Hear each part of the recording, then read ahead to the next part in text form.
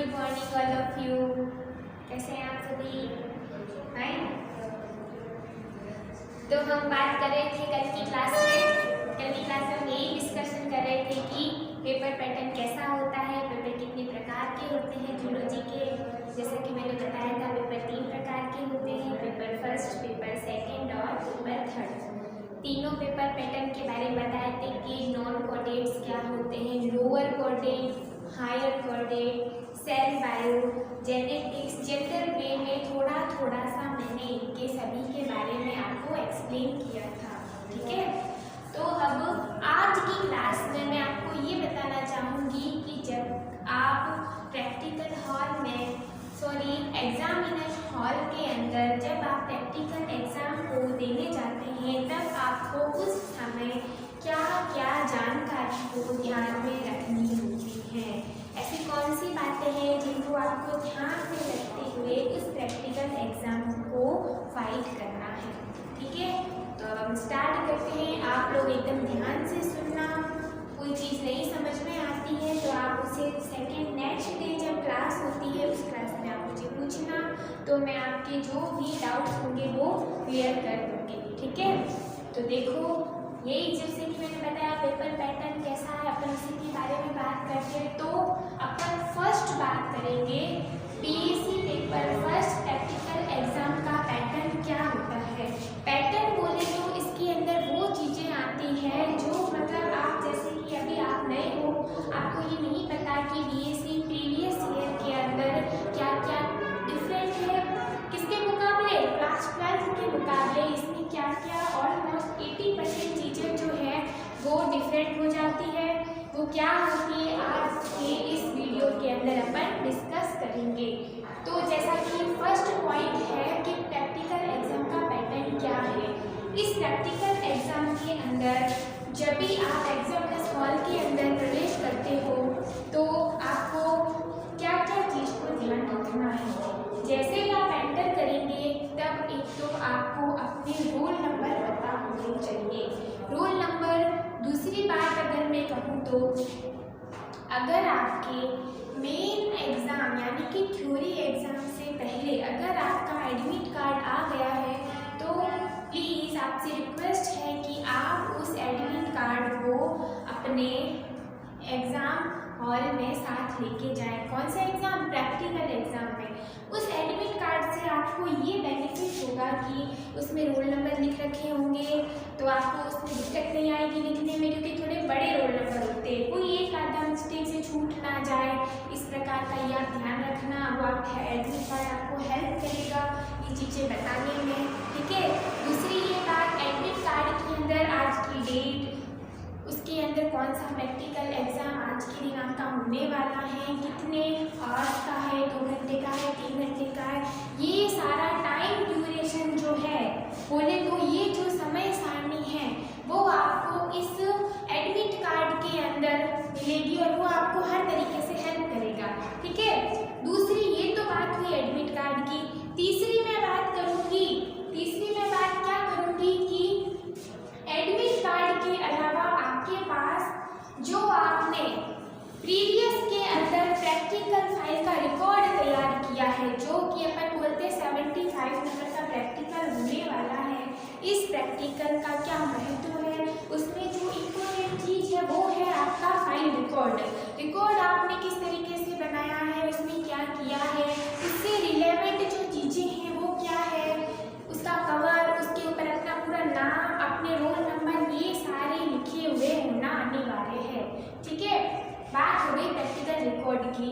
तो देखो सबसे पहले आप एडमिट कार्ड को अपने ध्यान में रखते हैं तो ठीक, नहीं तो आपको अपने रोल नंबर ध्यान में रखने हैं। दूसरा अगर फाइल रिकॉर्ड, ये तो हर किसी बच्चे के पास अपना रिकॉर्ड होना जरूरी है। अगर किसी के पास रिकॉर्ड नहीं है तो उसको एग्जाम देने नहीं दिया जाता है। फाइन।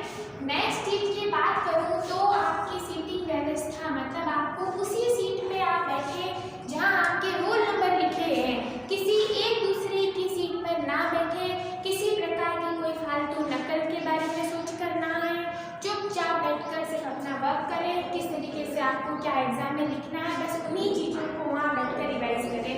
अन्यथा किसी प्रकार की फालतू पंचायती में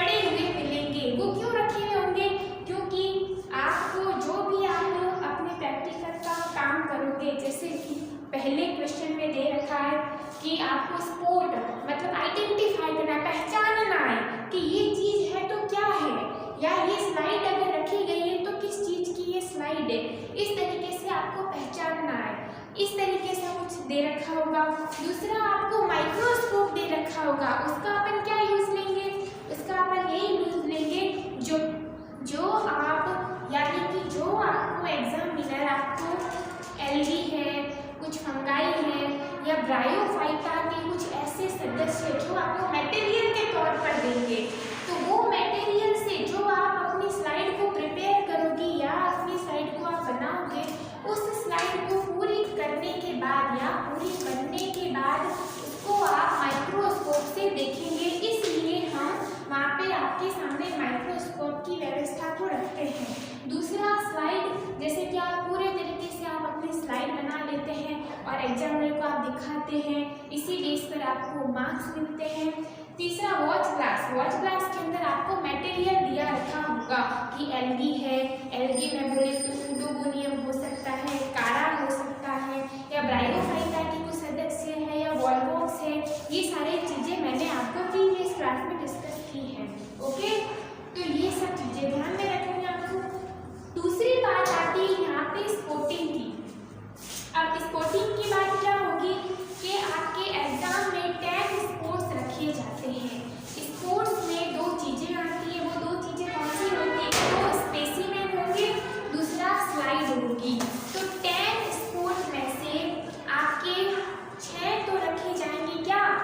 स्पोर्ट मतलब बोले तो स्पेसिमेन, और 4 रखी जाएगी परमानेंट स्लाइड, जो आपको प्रिपेयर करनी होगी कुछ, और कुछ आपको एग्जामिनर बनी बनाई स्लाइड रखेगा और पूछेगा ये स्लाइड किसकी है। ठीक है, आपको उसको पहचान कर बताना है, उसके रिलेवेंट जो भी आंसर थ्योरी में आप लिखोगे उसके लिए पर्टिकुलर आपको एक कॉपी दी जाएगी जिसमें आपको अपना काम करना है। ठीक है, अब बताते हैं कि जो 10 स्पोर्ट्स में से मैंने आपको बता दिया कि 4 स्लाइड्स होती है और 6 स्पेसिमेन होते हैं। अब ये जो स्पेसिमेन है इसमें कुछ, जैसे कि अपन जूलॉजी की बात करें, नेरिस का हो सकता है, पाइला है, पेलिमोन है, आर्थ्रोपोडा के कुछ ग्रेस हॉपर्स वगैरह है, इस तरीके से देखने को मिलेंगे। और स्लाइड में आपको किसी एल्गी की बनी बनाई स्लाइड है या तारा की है वो दिखा दी और आपको कहे पहचानो ये क्या आपको दिखाई दे रहा है, इस तरीके से स्लाइड अवेलेबल होगी। ये जो स्पोर्ट्स होते हैं वो मिनिमम और मैक्सिमम 10 या 20 मार्क्स के होते हैं, बोले तो 10 या 20 नंबर के हो सकते हैं। ठीक है, अब ये स्पोर्ट है। अब जब क्या करना है, स्पोर्ट के लिए जो आपको कॉपी मिलती है वो एक अलग से कॉपी मिलती है। उस कॉपी में सबसे पहले आप क्या करोगे, हेडिंग डालोगे कि ये आइडेंटिफिकेशन सबसे पहले। अब आप देखना,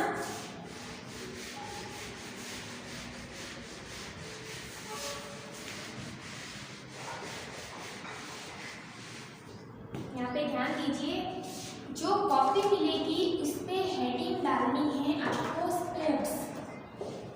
स्पोर्ट्स जैसा कि मैंने बताया इसके स्पेसिमेन भी आएंगे और स्लाइड भी आएगी, यानी कि 6 जो है वो स्पेसिमेन एंड 4 जो है वो स्लाइड प्रिपेयर करनी है। ठीक है, अब देखो ये स्पोर्ट अपन ने हेडिंग डाल दी। अब स्पोर्ट को अपन कैसे कॉपी के अंदर लिखेंगे, तो अपन पहली हेडिंग, पहला क्वेश्चन या पहली हेडिंग ये डालेंगे कि पहचानना या पहचान करना किसकी, दिए गए स्पोर्ट की। आपके सामने एक अननोन रखा हुआ है स्पोर्ट, अननोन स्पोर्ट बोले तो उसके ऊपर नाम वाम कुछ नहीं है, आपको सिर्फ पता करना है, मतलब आइडेंटिफाई करना है कि दिया गया स्पोर्ट कौन सा है। पहचाना, पहचानने के बाद में आपको उसके आगे नाम लिखना है, जैसे कि मुझे पता चला ये कारा है, या जूलॉजी की बात करूं, बॉटनी से रिलेटेड हो गया कारा। जूलॉजी की बात करूं तो मान लो कि ये नेरिस है। ठीक है, अब नो अननोन है, मतलब वहाँ पे आपको दे नहीं रखा है कि कौन सी चीज़ क्या आपको पहचानना है। ठीक है, पहचान लिया। अब पहचानने के बाद में दूसरी चीज़ क्या आएगी, दूसरे में अपन को ये लिखना है कि दिया गया ब्रदर्स क्या है, कारा। दिया गया ब्रदर्स क्या है, कारा, या दिया गया स्पोर्ट क्या है, कारा। तो आप नेक्स्ट लाइन में लिखोगे दिया गया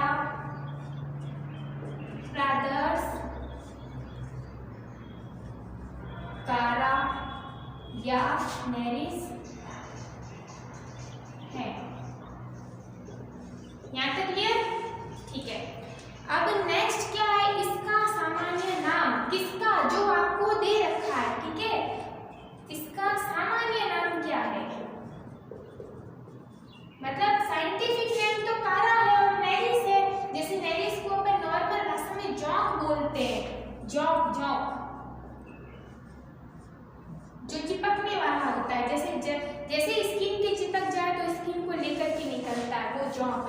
तो सामान्य नाम हो गया जॉब। तो आपको इसका तीसरे नंबर पे क्या लिखना है? सामान्य नाम। ठीक है। फोर्थ नंबर पे आपको क्या लिखोगे? फोर्थ नंबर पे क्या लिखोगे? इसके कैरेक्टर या लक्षण, या मैं पहले बोलूं इसका आप नामांकित चित्र बनाएंगे। क्या बनाओगे? नामांकित चित्र। अब नामांकित चित्र का क्या मतलब है? मिनिमम आपको 4 नाम तो लिखने ही हैं। आपने चाहे कितने भी पढ़े हो, आपको ओनली 4 नाम वो लिखने हैं जो इम्पोर्टेंट है। मतलब एग्जामिनर को देखते ही पता चल जाए कि बच्चा तो इंटेलिजेंट है और इसने वही 4 नाम लिखे हैं जो मुझे देखने को चाहिए थे। ठीक है। नामांकित चित्र, और नामांकित चित्र भी ऐसा होना चाहिए जो आपको सिर्फ स्पोर्ट में दिख रहा है, मतलब बाहर आकार के तौर पर दिख रहा है। अब जैसे कि मैं यहाँ पे पढ़ा रही हूँ, आप दूर से मुझे आइडेंटिफाई करेंगे कि मैडम तो ऐसी ऐसी दिखती है, तो वो एक बाहरी तौर तरीके पर देखने पर आपने आइडेंटिफाई किया, मतलब बाहर के तरीके से मैं कैसे दिखती हूँ ये आपने बताया। ठीक उसी प्रकार से आपको उस स्पॉट को आइडेंटिफाई करके यहाँ पे चित्र बनाना है, टूटा फूटा सा चित्र बनाना है। बस इतना पता होना चाहिए कि ये जो चित्र है वो सच में ऐसा दिख रहा है जो दिया गया स्पॉट है। ठीक है। ये तो हो गया उसका नामांकित चित्र। अब 5वें पॉइंट की अगर मैं बात करूं तो 5वें पॉइंट में आ जाएगा विशिष्ट लक्षण। किसके? जो आपको स्पेसिमेन दे रखा है उसके विशिष्ट लक्षण कितने? 3 से 4। अब 3 से 4 विशिष्ट लक्षण में आप ये लिखोगे जो इम्पोर्टेंट लक्षण है, जैसा कि उसका सामान्य नाम हो गया, उसका हैबिट और हैबिटाट, बोले तो स्वभाव कैसा है, वो अगर इस प्रकृति में अनुकूल और प्रतिकूल परिस्थितियों को ध्यान में रखते हुए, सहन करते हुए अगर अपना जीवन व्यापित कर रहा है तो वो जीवन व्यापित कैसे कर रहा है, उसका स्वभाव कैसा है, उसका रहन सहन का तरीका क्या है, एक लाइन में आपको ये लिखना है। फिर उसके नॉर्मल कैरेक्टर, जैसे कि अपन ने बात की कारा की, तो कारा की इम्पोर्टेंट या कुछ खासियत है, वो खासियत क्या है? शायद मैंने आपको ऑफलाइन क्लास के अंदर कारा की कुछ विशेषताएं बताई थी। उस कारा की विशेषताओं में से कोई एक विशेषता ले लूँ, जैसे कि इसमें तो कैल्शियम कार्बोनेट का कवच पाया जाता है। क्या पाया जाता है? कैल्शियम कार्बोनेट का कवच पाया जाता है, जिसके कारण जो कारा है इसकी ऊपर वाली स्किन जो है कैसी होती है? हार्ड होती है। हार्ड क्यों होती है? क्योंकि क्या है?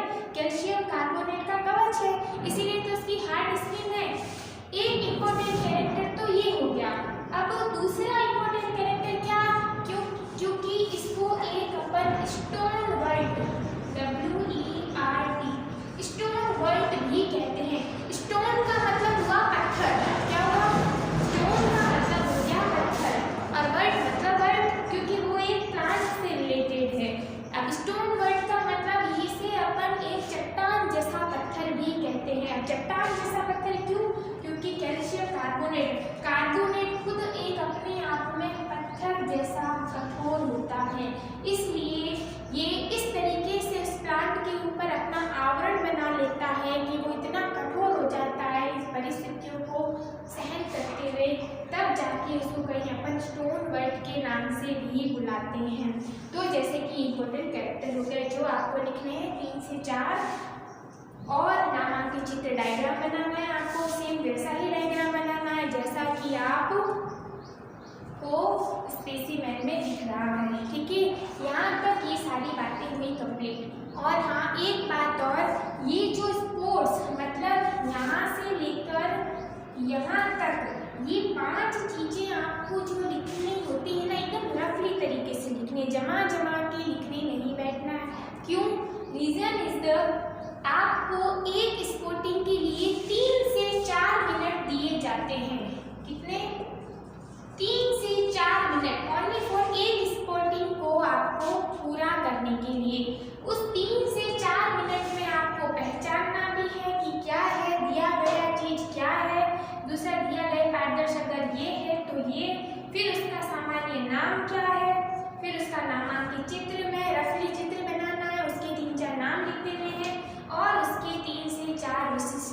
क्या है ये आपको लिखने हैं। इस प्रकार से एक क्वेश्चन कंप्लीट होता है। एक क्वेश्चन मतलब जैसे कि मैंने कहा ना 6 स्पेसिमेन है, तो 6 स्पेसिमेन में पहला क्वेश्चन यानी कि पहला स्पेसिमेन कंप्लीट होता है। एक स्पेसिमेन को आप कॉपी के एक पेज में ही करोगे, ठीक है। जैसे कि कॉपी में 10 पेज है तो 10 स्पॉटिंग को आप 10 पेज में करोगे। ऐसा नहीं है कि यहाँ से पहला क्वेश्चन स्टार्ट कर दिया और आप उसको इतना लंबा चौड़ा कर रहे हो कि वो दूसरे पेज पे चले जाए, ऐसा नहीं करना। सफिशिएंट पेपर को ध्यान में रखते हुए आपको एक एक लाइन के अंदर आंसर करना है। 3 से 4 लाइन में आपको छोटा सा डायग्राम बनाना है और 4 से 5 लाइनों में आपको विशिष्ट लक्षण लिखने हैं, ठीक है। आई बात समझ में? फिर भी अगर किसी को डाउट होता है कि मैडम क्या बोल रही, कुछ नहीं समझ पा रहा, तो जब कभी नेक्स्ट क्लास हो आप सबसे पहले अपना डाउट को क्लियर करें, ठीक है। ये तो बात हुई किसकी स्पेसिमेन की। अब मैं जो 4 स्लाइड जो मैंने यहाँ पे लिखा है कि 4 स्लाइड को प्रिपेयर कैसे करते हैं, तो 4 स्लाइड में से सबसे पहले एक स्लाइड की बात करते हैं। माना कि आपको कोई एक स्लाइड दे रखी है जो जिसके ऊपर नाम को लेबल कर दिया गया है, ठीक है, ताकि आपको पता ना चले कि ये कौन सी स्लाइड है, तभी तो एग्जाम हो रहा है। तो उस लेबल के को आपको स्पॉट की तरह ही आपको उसे राउंड लगाते हुए जाना है और वहाँ पे आपको एक स्लाइड मिलेगी। उसको आपको माइक्रोस्कोप से देखने के बाद यह आइडेंटिफाई करना है कि ये जो चीज है वो किसकी है। सपोज मानो ये जो चीज दे रखी है वो किसकी है, कोई ब्लड सेल दे रखी है, जैसे ब्लड सेल्स दे रखी है। क्या दे रखी है? स्लाइड किसकी है? ब्लड सेल्स की। ब्लड सेल बोले तो इसके अंदर अपन को आइडेंटिफाई करना है WBC क्या दिख रही है, या RBC दिख रही है, या कुछ ल्यूकोसाइट दिख रहे हैं, या थर्मोसाइट्स दिख रहे हैं, क्या चीजें दिख रही है क्या नहीं दिख रही। अगर WBC RBC ये सभी चीजें अगर आपको दिखती हैं, इसका मतलब ये जो स्लाइड दे रखी है वो किसकी है, ब्लड सेल्स की स्लाइड है। ये आइडेंटिफिकेशन हो गया। तो पहचानने में आप लिखोगे कि ब्लड सेल्स, या दिए गए प्रादर्श में आप लिखोगे कि ये दिया गया प्रादर्श जो है या दिया गया जो स्लाइड है वो किसकी है, ब्लड सेल्स की है, ठीक है। यहाँ तक बात होगी।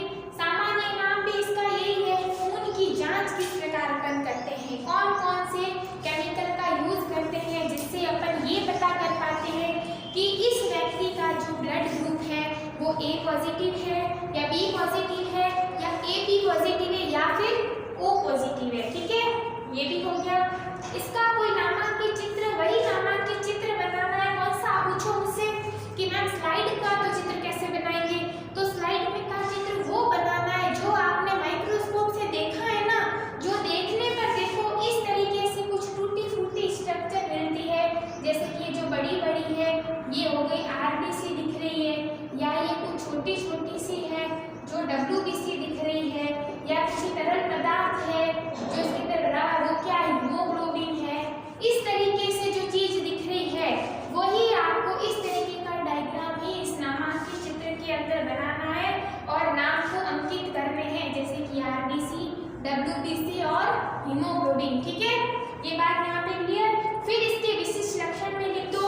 विशिष्ट लक्षण में सबसे पहला ये लिख दो कि एक स्वस्थ व्यक्ति के अंदर कितनी RBC होती हैं, ठीक है, 40 से 60,000 के बीच में होती है।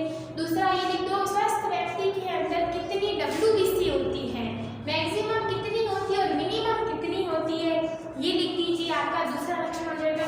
तीसरा ये लिख दीजिए हीमोग्लोबिन मेल और फीमेल के अंदर कितना कितना होना चाहिए, ठीक है। ये इसके 3 से 4 अपन को लक्षण लिखने, तो ये 3 से 4 लक्षण हो गए। इस तरीके से आपको पूरा प्रैक्टिकल का फाइल का वर्क जो है या उस एग्जाम को क्लियर करना है। किसी प्रकार कोई डाउट हो तो मुझसे पूछ लें। मैंने आपको स्पेसिमेन, स्पोर्ट, स्लाइड, पेपर का आंसर किस तरीके से देना है, किस तरीके से आपको रोल नंबर लिखने हैं, ये सारा मैंने आपको आज की क्लास के अंदर बता दिया गया है, ठीक है। कुछ प्रॉब्लम हो तो मुझसे पूछना, वरना ये सफिशिएंट है। 11 तारीख तक आप अपने प्रैक्टिकल रिपोर्ट मुझे जमा करवा दीजिए। जिस किसी का भी नहीं आता है तो वो अपने इस ट्विटर पर खुद देख लें। ठीक है, थैंक यू सो मच।